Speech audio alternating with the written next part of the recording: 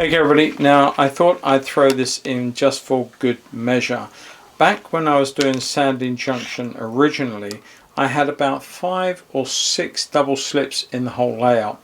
And for the first 3 through the station throat and coming out of the station, I actually didn't realize I could take out springs until it was way too late. They'd been laid and I really didn't want to start messing around trying to take double slips up and just to try and relay them without the springs. So I put up with it and they would snap. And when I realized actually later, and I think it was Charlie from Trackwork who sort of did a video on it, and I suddenly realized my mistake. But I then started taking the springs out of them. So all the other ones that are actually on this new layout have already been desprung. But this one is my last good one, and it has still got its springs in. You can still see the action. Right, so I've already taken one out, and that is free. No spring in there. So all you simply do with your double slip, very, very carefully, there is a little plate over the back here that is tucked in, and it has a little tab there and a little slot there, and it is pushed in and clipped down. Simply use a sharp knife, gently prise it up and out, and that will then reveal where the spring is. You can just see the spring there just come out, and I'm going to simply and very carefully lift it out with this sharp blade. And it all goes wrong when you're on camera, eh? Alright, I will get there in a minute. I'm just being very careful because I haven't got another double slip to use. There you go, it sprung off somewhere out the way. I felt it hit my arm, but now that is now desprung. So what you simply do now, I mean 2 of mine didn't have these left on them, not a problem. Simply put that down in there, locate that on there, and just push that down, and it's back in play. And the same on this one, push that into its home, and there like so, and just push that down, clip it done, and it's sorted, all ready to go onto the layout. Okay, so I just thought I'd throw that in there anyway. It's one of those points, these points can be a right nightmare to do.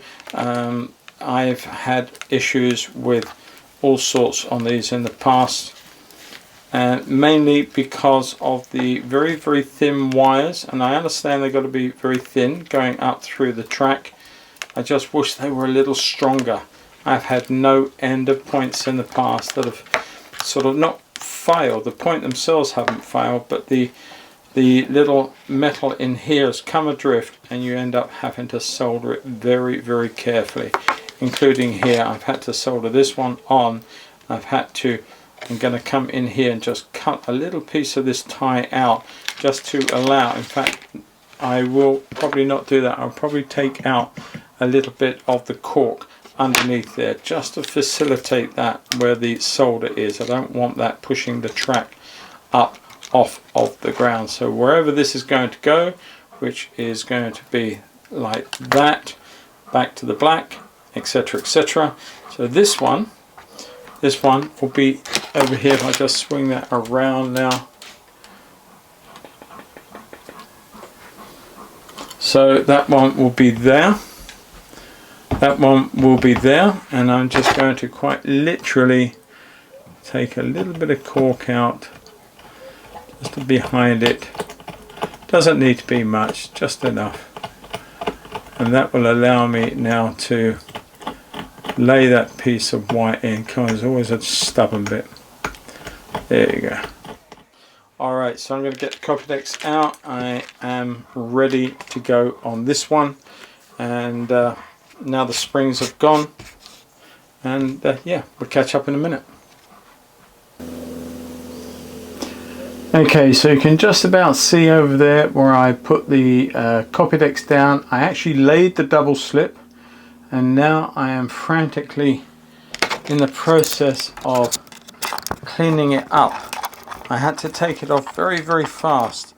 I hate that when it goes wrong, but it did go wrong, and the reason why I will tell you in a minute when I actually get more of this flipping glue off. It's not quite dry, that I am sort of trying to eat off without destroying the point itself. That's the trouble with copy decks. When it goes wrong, it's hard to get it instantly right. I'm going to do a lot of playing around here just to clean this point up again, ready for reuse. Okay, so this is where the slip had been put in, and it went in like a sweet nut. It was fantastic, no problems. It all laid down, got underneath, pulled the main cables through, sat it down, connected it up, and I suddenly thought, hang on a minute, there's a problem. And I didn't see it straight away, but when I went back underneath, I realized that this one certainly, and this one partially, but certainly this one is right over the center rail, and this one is just on the side of the outer rail of the underpass the train's going round. So I thought, all right, well, that's not a problem. Maybe the locomotives will clear a point motor under here. It is so tight, it's unbelievable, and I've only got to get something with a bit of a tall stack on it, and it's going to come straight off. On top of that, there's actually no way of getting a screwdriver in there to screw up a point. So, fool of fools that I am, I have had to think now I've got to bring this forward. This whole setup here now has got to come at least to here. I'll just put this in here. The track's got to be brought round, and that has got to come to there now. It's not a big issue, I don't think, although this now is going to come down here. So this point, or if I use the Y point in here, whatever one, that's going to come down there. So this is going to come round, and the geometry's now got to work, and I'm not sure if it's going to. So I'm going to do some more testing, playing around before I commit that point in place. I'm so glad that I saw that before it was way too late, and it would have been too late, because no doubt I would have damaged the point this time round. I got away with it in the past, but I would have probably damaged it this time round trying to get it back up. And yeah, very frustrating, because that worked out nicely here, but I didn't realize or stop to think that my underneath unit is there and it's coming round, and it's just too close to everything. So I've got to bring it this side of it, and then I can put my point motors up. Right, so I will come back when I've gone a little further to see how I can get out of this little dilemma. Now there's a bit of interest. Can you see that shading here? See all that? I don't know if that camera will pick it up. Now let's just come in tighter. Can you see on that cork this shadowing? Now that's where I have had track laying during the course of the year, and the sun has bleached the cork around it. The sun that's coming through this skylight right above me here has bleached out, and so this has left an impression of the tyres. Interesting, and a problem. Well, not necessarily a problem. I may have fixed a blind to this to keep the worst of the light off of the layout, because I can see a problem in the future if anything sitting here over a period of time, and it has been. It could cause a problem to fade on paintwork, buildings and other structures, as well as the locomotives and carriages themselves. So yeah, food for thought. I hadn't realized, but then I suddenly saw it and I thought, that is fade. That is because color in dyes and stuff is not light proof, not light fast, so yeah, gotta watch out for that. All right, enough of that. Let's just play around with this piece of track and hook it up and see how far I'm going to join the piece in. I may even have a smaller section out the back here that will do the job better. Right, so we were up here and extending the slip this way, but the geometry of the slip puts the return back to here not necessarily easily past that engine shed. It's going to almost collide with it by the time we get that round and bent up where it could be. I'm just going to put that gentle curvature like that. By the time I get there, it's going to be straight into the side of the end wall. If I straighten that up a little on here, I don't know if you can see that from where I'm working, to Let's move that around a little bit. So by the time I get this part here, I'm still going to hit that wall. I could come off there, but it is so close, it just makes a mockery of the shed being there. So I think the slip is out from that point of view. So my only option here is if there is clearance under here. There is just about enough to put the slip in there, but lo and behold, that isn't going to work at all. There's no way I'm going to get that onto there. So I'm afraid I've got to rethink the whole of that bit of track. That double slip is not going to be in there. How frustrating is that? That's so annoying, because it's now meant that this return piece onto my track is not going to happen unless I put in a point this way here with a little joint there, maybe just a little bit. Got to take a bit of track up here, I think, because it's just spreading. It was going right for the double slip, and I need to bring that there. So I've got to turn this around, and that can come out from there. Still very, very tight to that engine shed, to be fair. I just don't think that's going to work. Maybe I can bring that down like that.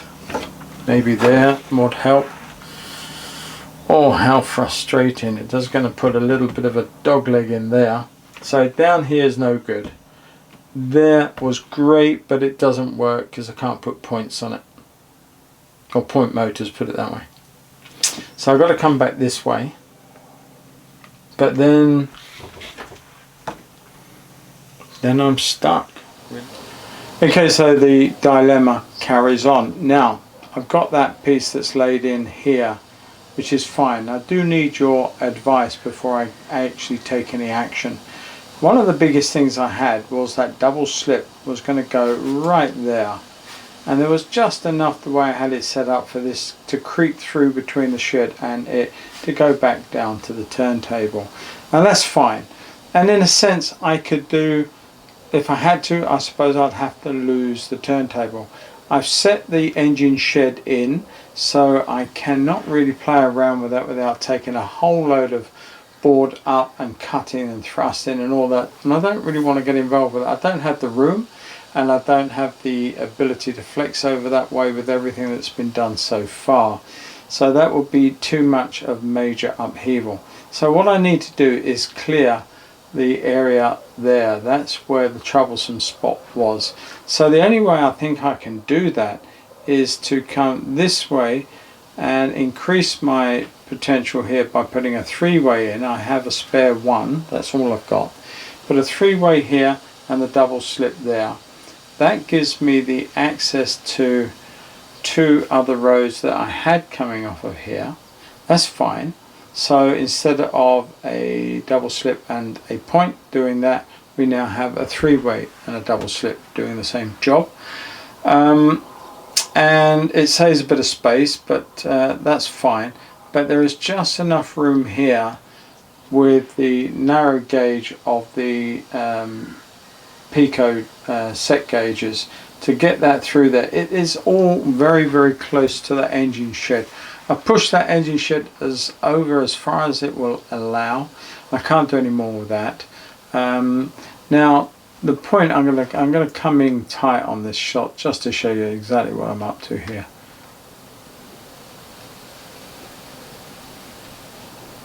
Okay, now the problem, if there is one, is going to be there. Now that track here has got to be cut back and brought round tighter so that it follows the same arc here as you would do for a Pico set track on the narrow of the two gauge settings. So that will come off. That's why you've got this little bit of odd bit going on here, but this one follows this track round here. This one at the moment kicks out, so I'm going to reset that to come in here tight to this one. Not a problem.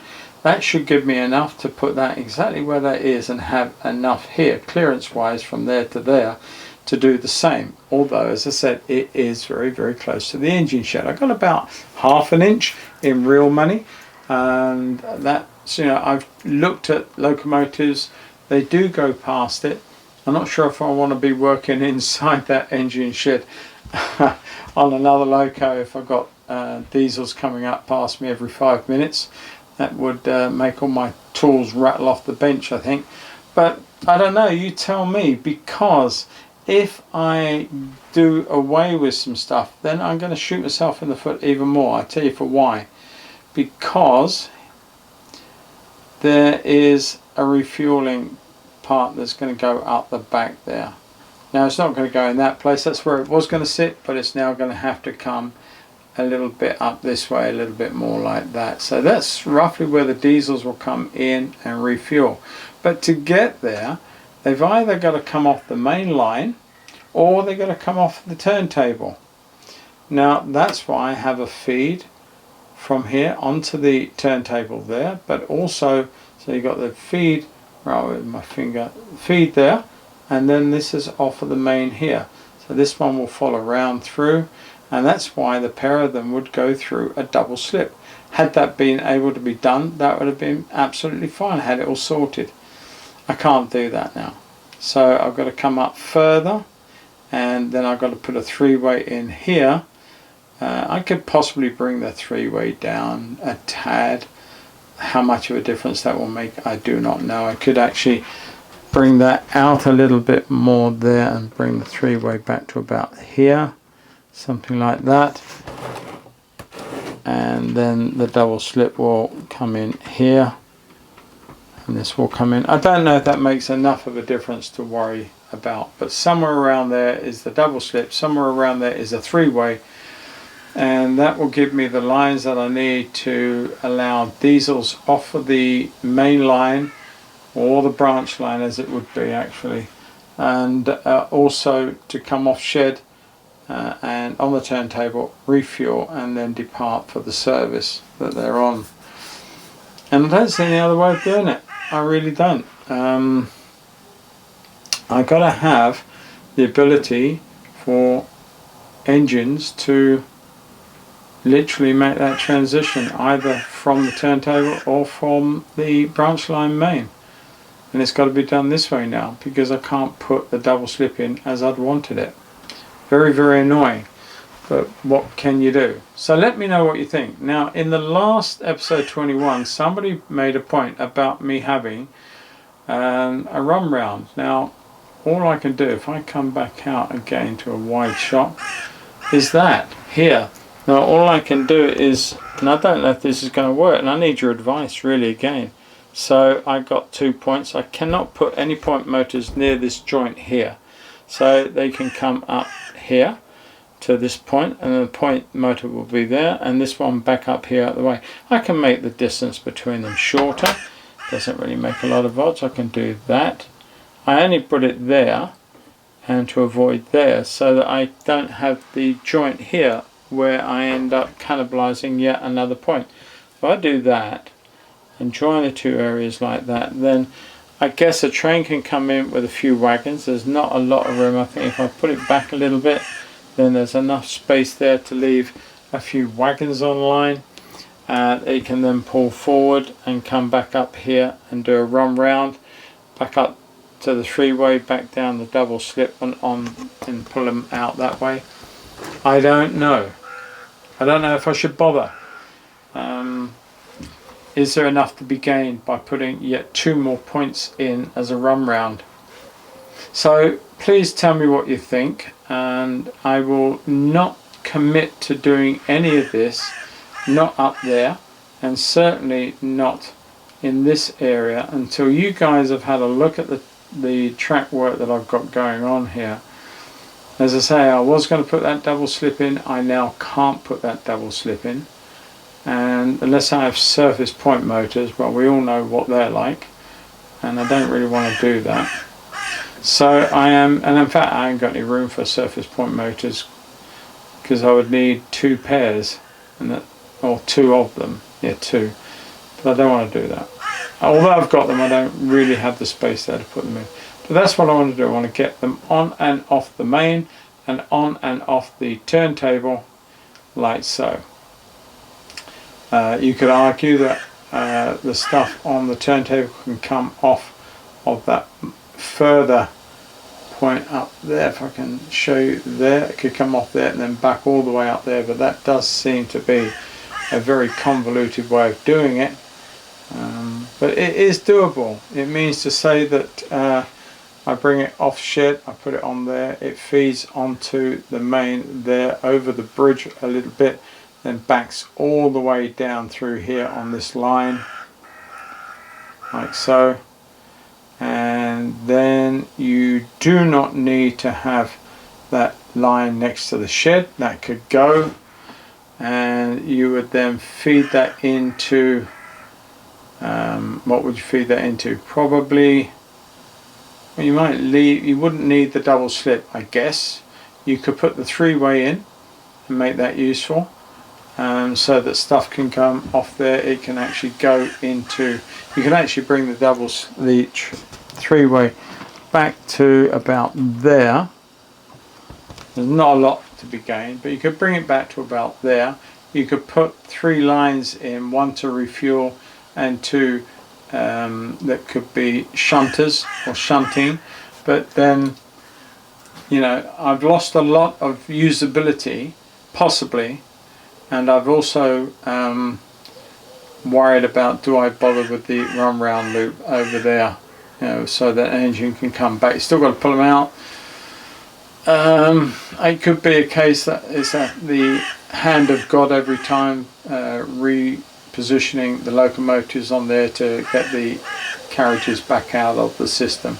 I don't know. This is all something that in a way I still wish I had the original Sandling, because I didn't have any of these issues. It was so simple. But now I've got these issues because of the lack of room more than anything else, and I'm trying to do so much with so little space, and we've only got as much as we've got going in, thanks to Julian, to be fair. Without his help we'd have had a much more crude affair here than the one that I've got. But it is as it is. We are where we are. So I'm going to put this video out probably a little ahead of time. Maybe you guys would be good enough to take a look at this. Look at the conundrum that I've got. This is the final push on the layout design, and as Julian and I always said, that there would be things that would have to be changed to make it work, and change we have to do. So do I push everything back up there a little bit further and do what I said, have that third line through, make this one come round tighter to this one here, get that line very, very close to that engine shed, but then I get my on and off feed to the turntable and my on and off feed to the main? Or do I dispense with that line here, which I spoke about? I'm just going over this again, and sorry about the phasing and that. Or do I just have the on and off there to the main and backing everything up and going through a three-way to do everything else that it needs to do? So that's one way of doing it, and then that gets rid of that line. But hey, I'm going to leave it for you guys to give me some advice, give me some thoughts, tell me what you think, and I will go from there. In the meantime, I'm going to hook up the 2 points that I did last week there and make this piece of track live, and so I can get some trains running in and out of this station here. So that's my remaining job. I'm going to sign off for now. I want to get this video out. I hope it's not too long, but it will be, I guess, episode 22, and you're going to have to wait for the engine shed version 2. That will come hot on its heels, I'm sure. Take care, give me your thoughts, let me have lots of comments, and catch you all soon. Bye.